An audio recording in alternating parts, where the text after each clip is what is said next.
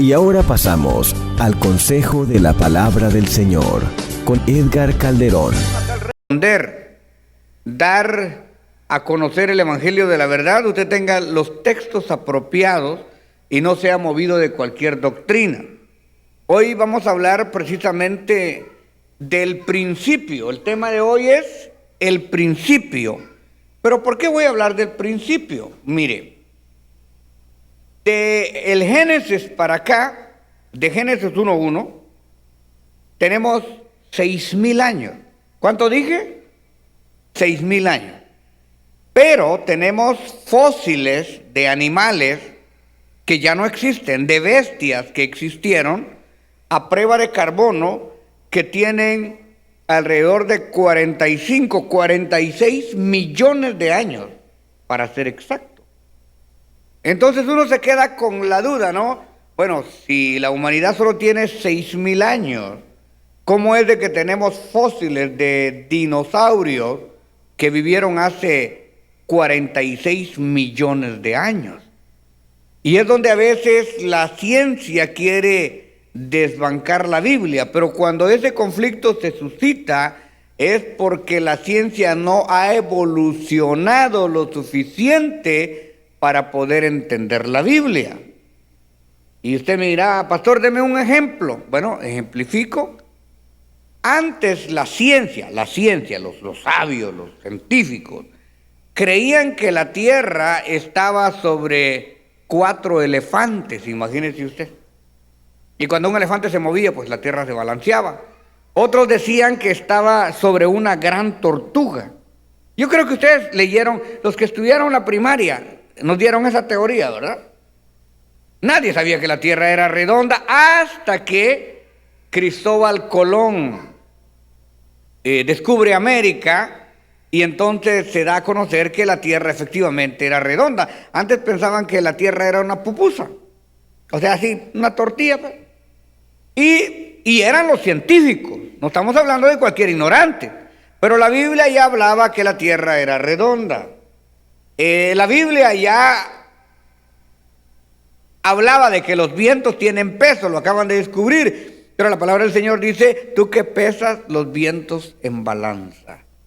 Entonces, hermanos, en la Biblia también se mencionan este tipo de animales, como el leviatán. No sé cuántos de ustedes conocen el leviatán, ¿verdad? Pero Job nos habla de esos monstruos marinos y preguntan quién los alimenta.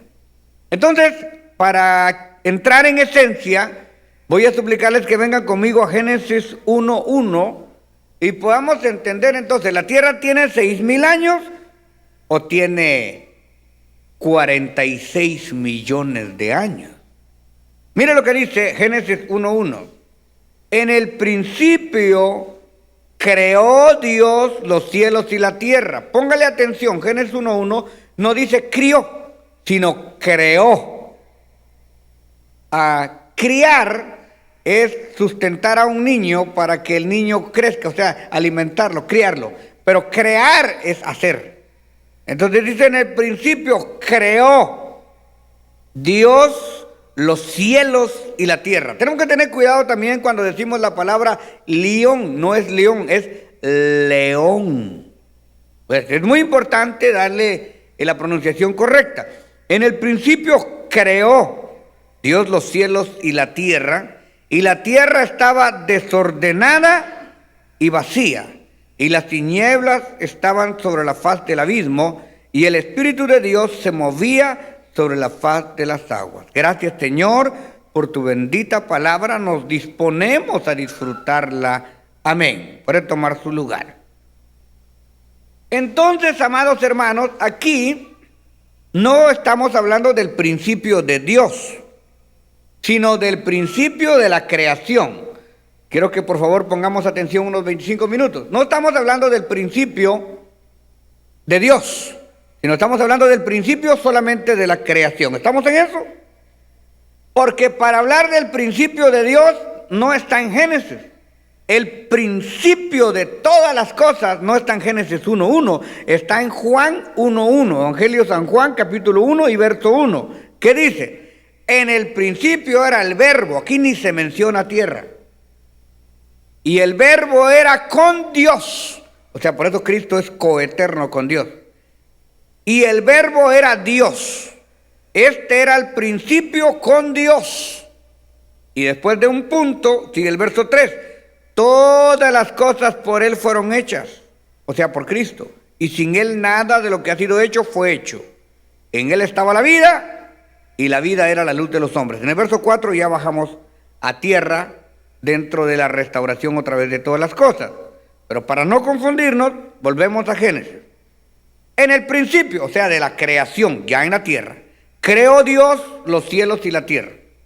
No dice cuándo, no dice dónde, solo dice que Dios hizo los cielos y que hizo la tierra.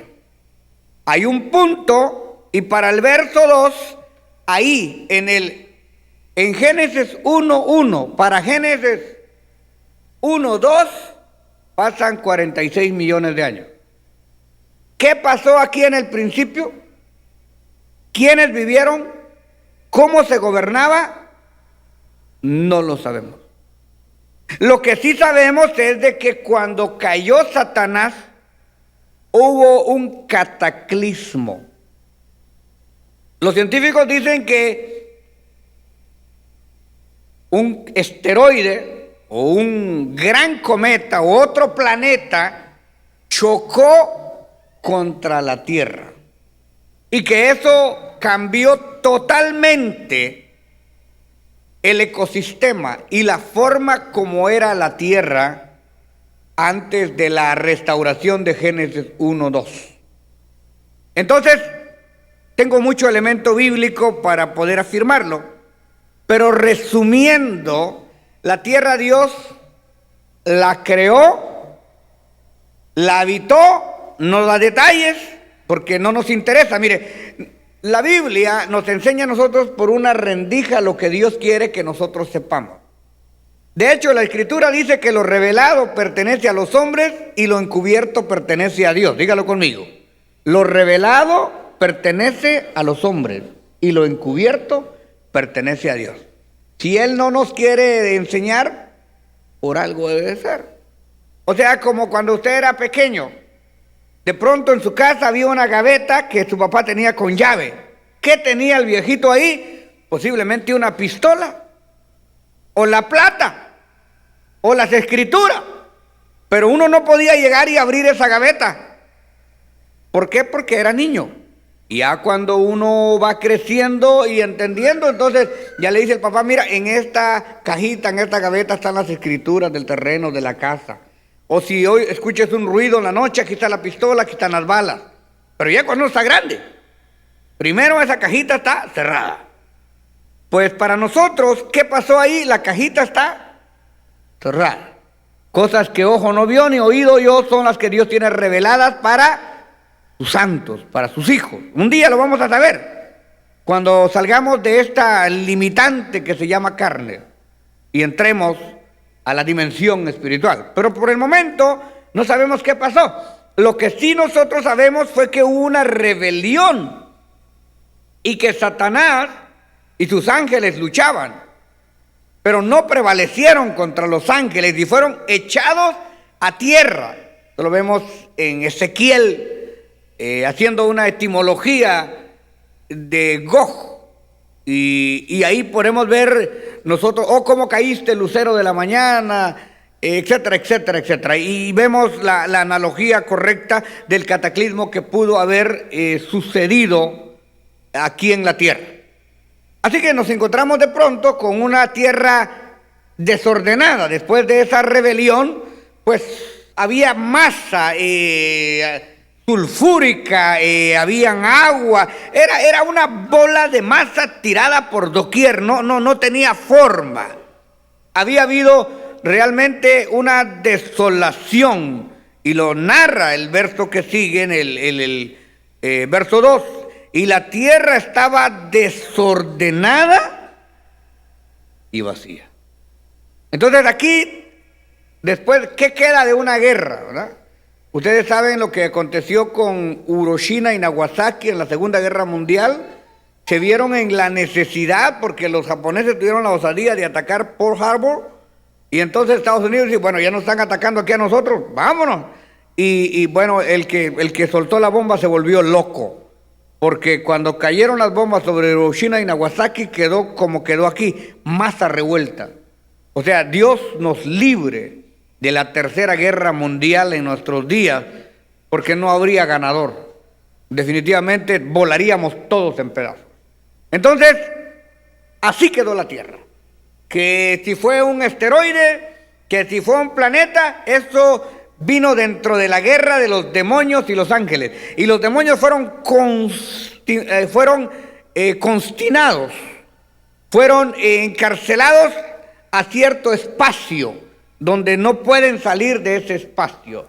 En Efesios capítulo 2 y verso 2 dice que el príncipe, oiga bien, de la potestad del aire, o sea que estos son cosas que están en el aire, confinados, ahora opera en los hijos de desobediencia.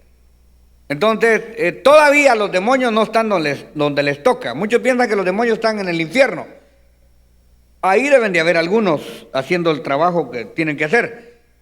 Pero brincos diera yo que ya Satanás estuviera en el infierno. Y que ya los demonios estuvieran en el infierno. No están ahí todavía. Están atormentando mucho las iglesias. Están poniendo tropiezos, envidias, murmuraciones, detracciones, divisiones. Todo eso viene de parte de los demonios. O sea, todavía no están guardados. Pero sí están en un lugar, en un área limitada. Y algunas veces Dios los usa en determinado beneficio que Él quiere. Por ejemplo, encontramos dos casos. Uno donde el Señor está hablando y dice, vamos a poner confusión sobre un rey desobediente. Salta un demonio y dice, yo voy y lo haré. Trabajo, ¿no? Vemos cosas como el rey de Tiro, no era creyente, y Dios le llama a mi siervo y hace lo posible para restaurar Jerusalén. Y vemos también cuando se presentan los hijos de Dios delante de Jehová en su trono, de repente aparece dentro de ellos Satanás, capítulo 1 y verso 1 del libro de Job. Y vemos cuando Satanás habla con Jesucristo y le dice, dame a Pedro, lo quiero probar. ¡Wow! Uno se queda con la boca abierta, ¿no? Porque esto es como cuando usted tiene un perro, un pitbull en su casa. Satanás no es nada, Satanás es un perro delante de Dios. Y él lo usa como se le da su gana. Al que quiere se lo echa y el que quiere lo jala. Porque el que está en el control es Dios. Entonces ahí podemos nosotros ver que Satanás le pide a Cristo, le dice, Pedro, Satanás me ha pedido zarandearte como a trigo. ¿Y qué le dijiste, Señor? ¿Le dijiste que no? No, Pedrito, le dije que sí, te iba a echar un tiro contigo, no hay problema. Yo he orado por ti para que tu fe no te falte. Y una vez vuelto, restaura, predica, alienta a tus hermanos. Es increíble. Y usted dirá, pero ¿cómo? Mire, es que para que la luz brille se necesita la oscuridad. Para que el hombre pueda elegir entre el bien y el mal, tiene que tener el mal y tiene que tener el bien. Pero el mal va a ser extinguido, limitado, exterminado. Pero ahora tiene un papel fundamental que ejercitar dentro del proceso de la salvación. Vemos en Mateo capítulo 4 y verso 4, cuando Jesucristo le dice, no solo de pan vivirá el hombre. ¿Quién estaba tentando a Jesucristo en el desierto? El mismo Satanás. Porque recordemos que Jesucristo fue perfectamente Dios y perfectamente hombre y el único mediador entre Dios y los hombres. Entonces Jesucristo no murió como Dios, porque Dios no muere. No fue tentado como Dios, porque Dios no puede ser tentado, ni Él tienta a nadie. Fue tentado el Hijo de María. Fue tentado el Redentor del mundo. Fue tentada la humanidad del Señor Jesucristo. O sea, Jesucristo nace como hombre y muere como hombre y resucita como Dios. Dígalo conmigo, Jesucristo nace como hombre, muere como hombre y resucita como Dios. ¿Por qué? Porque si muere como Dios, pues no se hubiera valido, ¿eh? O sea, no tendría sentido el sacrificio. Entonces, aquí tenemos ese espacio. En el principio creó Dios los cielos y la tierra. Esto fue antes de la rebelión, antes del cataclismo. ¿Quiénes vivieron? ¿Quiénes lo habitaron? ¿Qué animales tuvieron? ¿Qué animales no hubieron? No lo vamos a saber. Pero sí, hay fósiles que datan de 46 años y eso no lo podemos negar. La tierra estaba desordenada y vacía. Y aquí quiero hacer una pequeña analogía. Si usted quiere prosperar espiritualmente, materialmente, económicamente, intelectualmente, necesita ordenar su vida. Ordenar significa establecer disciplina, horario para levantarse, horario para leer, horario para orar, horario para trabajar, horario para todo lo que quiera hacer. Todo tiene su tiempo debajo del cielo. Es mentira que usted diga, es que yo no tengo tiempo. No, tiempo no hay, uno tiene que hacer el tiempo. Pero si usted no tiene tiempo, la vida se le va así, mire, y no hace nada. Y no me venga con el cuento que yo ya soy muy viejo, que yo ya no puedo, que el conocimiento es intencional. El que quiere, aprende. El que quiere, lo hace. No importa que tenga 70 años. Mire, yo tenía un maestro de educación primaria urbana, admirable este señor. Él era solamente maestro. Y un día, a los 60 años, amaneció y dijo, quiero ser abogado. Estudió 8 años el viejito y a los 68 era abogado. Practicó 10 y se murió. Pero fue abogado. ¿Por qué? Porque se lo propuso. O sea, usted es el dueño de su acción con Jesucristo en el corazón. Lo primero que Dios hizo fue poner orden. La iglesia tiene que ser ordenada, el ministerio tiene que ser ordenado. Tal vez usted se va a enojar conmigo cuando yo digo los sugieres tienen que vestirse así, los músicos tienen que vestirse así, los predicadores tienen que actuar y predicar y comportarse así. Este viejito se está poniendo loco. No, es que tiene que haber orden y alguien tiene que poner orden. Ahora, en su vida personal, yo no puedo abrirle la cabeza y meterme yo.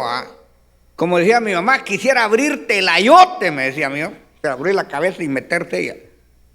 Pero no se puede. Usted es libre. Dios le ha dado libre albedrío y usted puede escoger el bien y el mal. Usted puede escoger ordenarse, aplicarse y vivir una vida de prosperidad en todo el aspecto de la palabra. Cuando hablo de prosperidad, no solamente billete. Porque de nada sirve el billete cuando no hay prosperidad espiritual y moral. El dinero viene y se le va. ¿Qué hace la gente cuando recibe sus income tax en el mes de abril? Se va para Las Vegas. Mete todo el dinero a un carro, lo choca y se quedó sin nada.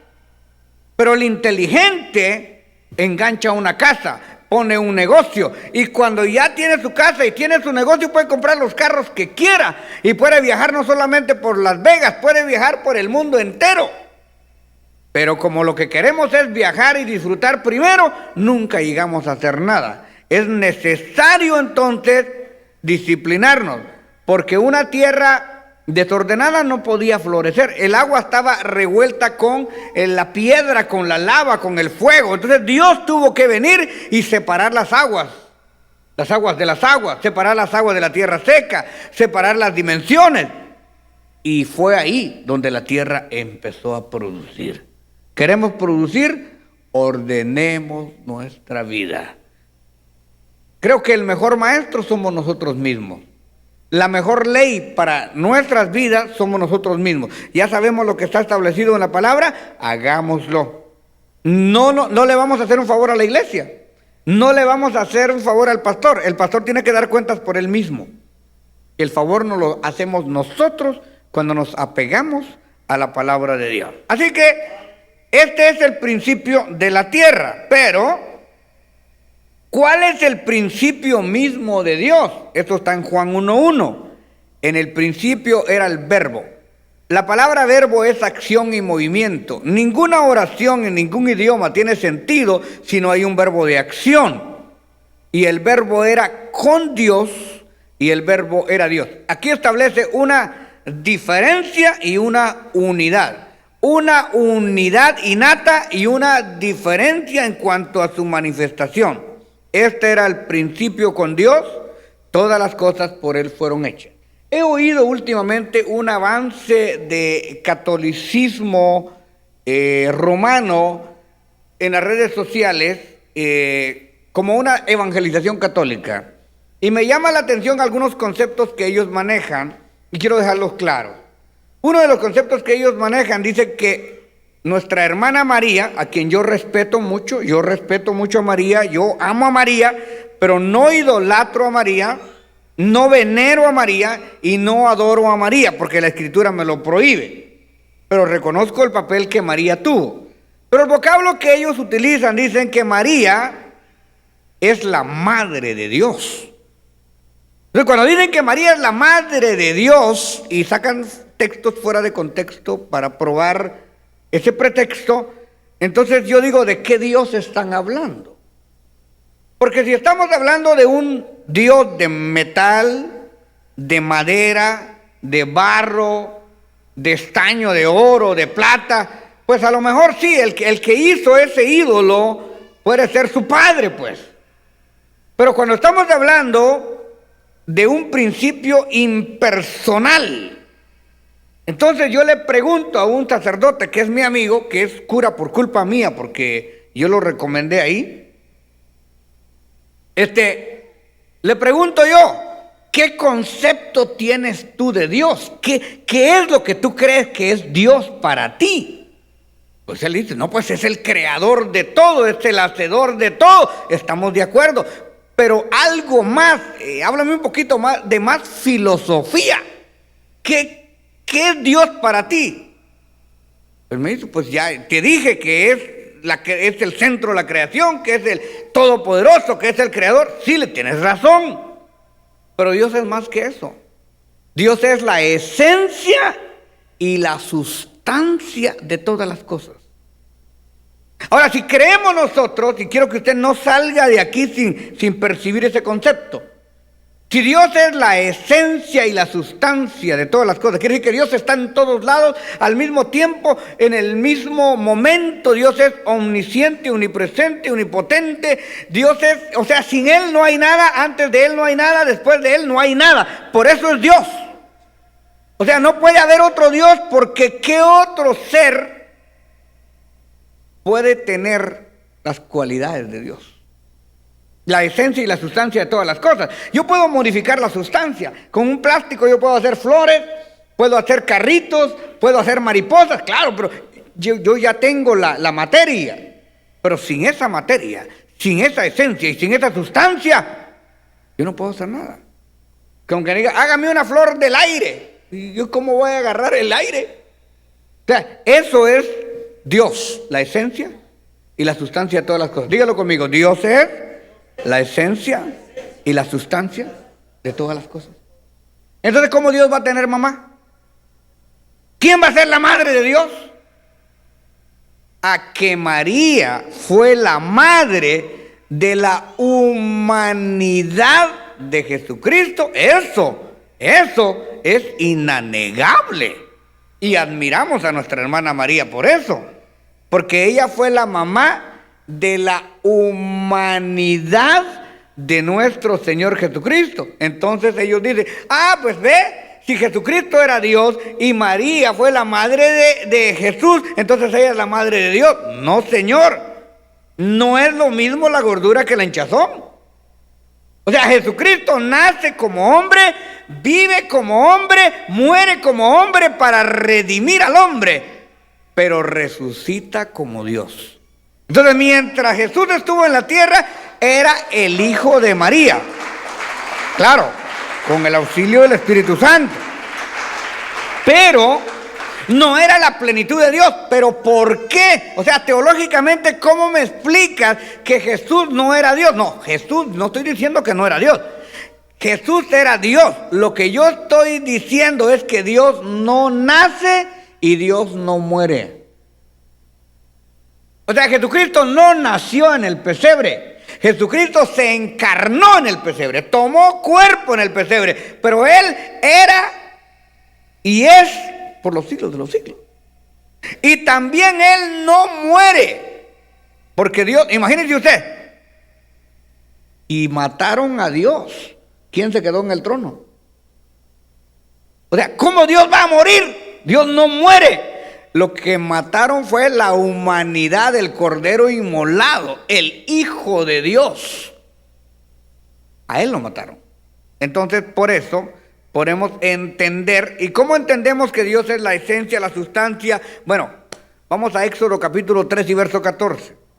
Respondió Dios a Moisés: yo soy el que soy. Eso es. Soy el que soy, quiere decir el primero, el último. Antes de mí no hay nada, después de mí no hay nada. Yo soy el que soy. Resumido: así dirás a los hijos de Israel: yo soy, me envió a vosotros. Este nombre, yo soy, es el que también se utiliza en la Biblia católica como Yahvé, en el Torah como Yahweh, en la Biblia que utilizamos nosotros como Jehová.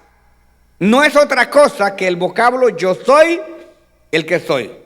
Curiosamente, en hebreo no se utilizan las vocales, sino solamente las consonantes. ¿Se acuerdan ustedes que nos enseñaron en la escuela A, E, I, O, U? Esas son vocales. Todas las demás letras que no son vocales son consonantes. Z, J, G, X, Y, todas esas son consonantes. En el alfabeto hebreo no se usan las vocales. Entonces, para escribir Jehová o Yahweh o Yahvé se utiliza Y, H, B de Víctor y otra H. Dígalo conmigo: Y, H, B la bidental y otra H. Estas son las 4 letras. ¿Y cómo se pronuncian? Nosotros, de acuerdo al idioma, le damos más o menos un significado, pero el verdadero significado de esas letras es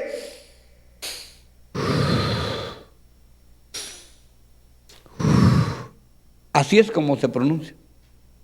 O sea que todo lo que respira pronuncia el nombre de Jehová. En cualquier idioma. Cada ser vivo que respira bendice y pronuncia el nombre de Jehová. Solamente los muertos no le alaban. Estas son las 4 consonantes. Otra vez: Y de Yolanda, H de hacer, B de Víctor y H de hora. Ahora bien, esa misma connotación la tiene nuestro Señor Jesucristo. Por eso es de que la gente se confunde, porque Dios es un gobierno. La palabra Dios quiere decir gobierno. Al hablar de Dios es Dios Padre, Dios Hijo y Dios Espíritu Santo. Pero cada uno perfectamente unido y diferentemente manifestado. Es como el agua. Agua en su estado sólido, líquido y gaseoso. Los 3 estados son agua. Pero aquí es el Hijo de Dios y nuestra hermana María, a quien amamos y respetamos, pero no adoramos, ni veneramos, ni pedimos nada, porque la pobre no puede hacer nada. Ella fue utilizada y fue una gran mujer que Dios utilizó para ser la madre de nuestro Salvador, de la humanidad, del Hijo de Dios, pero no de Dios. Dios no tiene madre. Él es la esencia y la sustancia de todas las cosas. No necesita que nadie lo pueda crear. Él es el creador. Entonces, esa misma connotación encontramos en Apocalipsis capítulo 1 y verso 8. Yo soy el alfa y la omega, el principio y el fin, dice el Señor, el que era y el que ha de venir, el todopoderoso. Por si esto fuera poco, Apocalipsis 1:11 dice: yo soy el alfa y la omega, el primero y el último. Escribe en este libro lo que ves y envíalo a las 7 iglesias que están en Asia: Éfeso, Esmirna, Pérgamo, Teatira, Sardis, Filadelfia y Laodicea. Apocalipsis capítulo 21, verso 6, y me dijo: hecho está, yo soy el alfa y la omega, el principio y el fin. Alfa es la primera letra del abecedario griego y omega es la última letra. Es como si en español estuviéramos hablando de la A y la Z. Apocalipsis capítulo 22 y verso 13 dice: yo soy el alfa y la omega, el principio y el fin, el primero y el último. Así que Dios no tiene principio de creación. Si usted me pregunta a mí, ¿cuándo nació Dios o cuándo es el cumpleaños de Dios? Yo le voy a decir como el americano, I don't know. Y si alguien sabe, le doy un premio. ¿Cuándo nació Dios? ¿Quién hizo a Dios?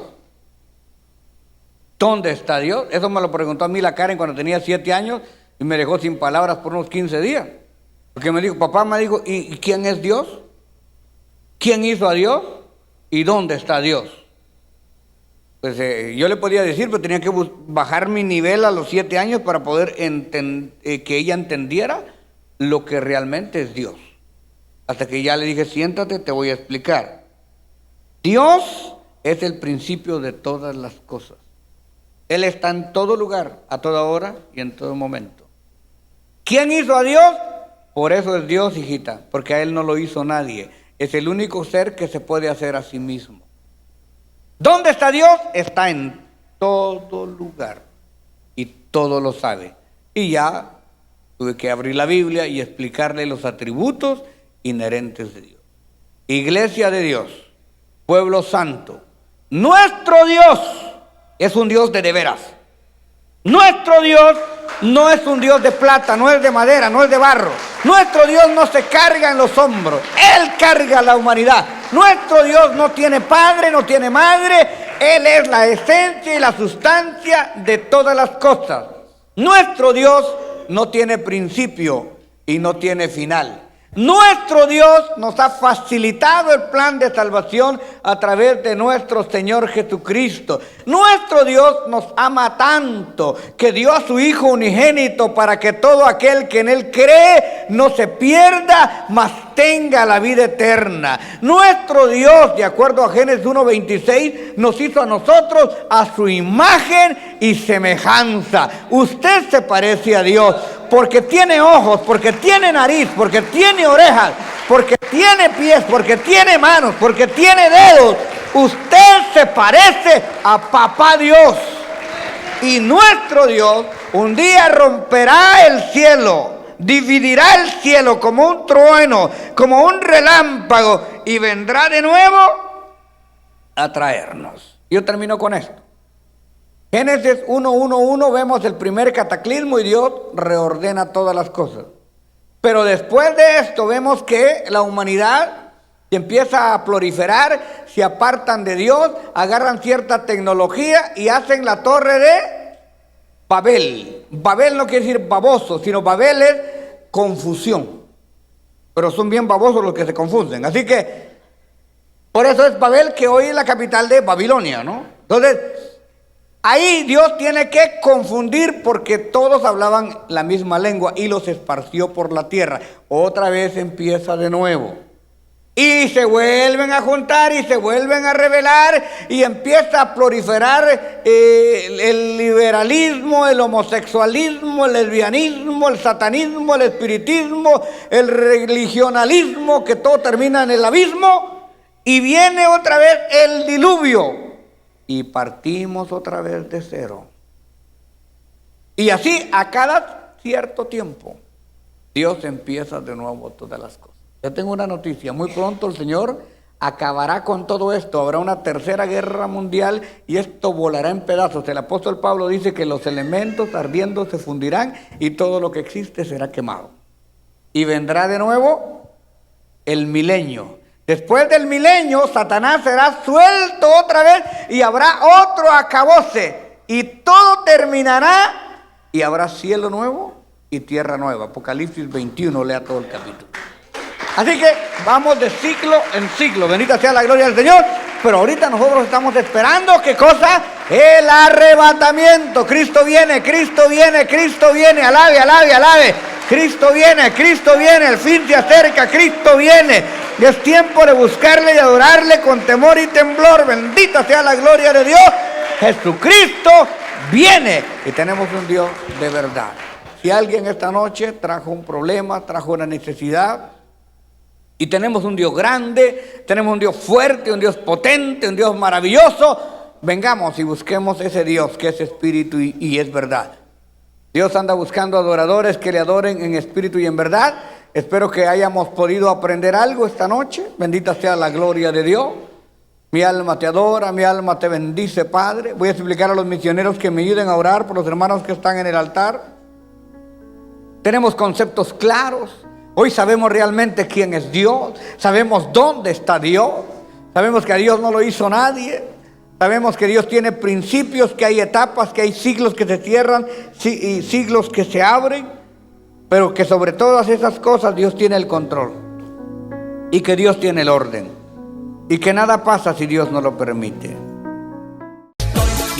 Gracias por su sintonía y esté pendiente porque en cualquier momento podría estar con usted Edgar Calderón en Palabra Unida. Tenemos servicios todos los días a las 7 de la noche. Los viernes, vigilia y clamor bajo la unción de Dios. Los sábados y domingos, tremendas campañas evangelísticas. Y los lunes, gloriosos conciertos de alabanza con los más reconocidos intérpretes de la música cristiana. Llámenos ahora mismo, 213-840-7500. 213-840-7500.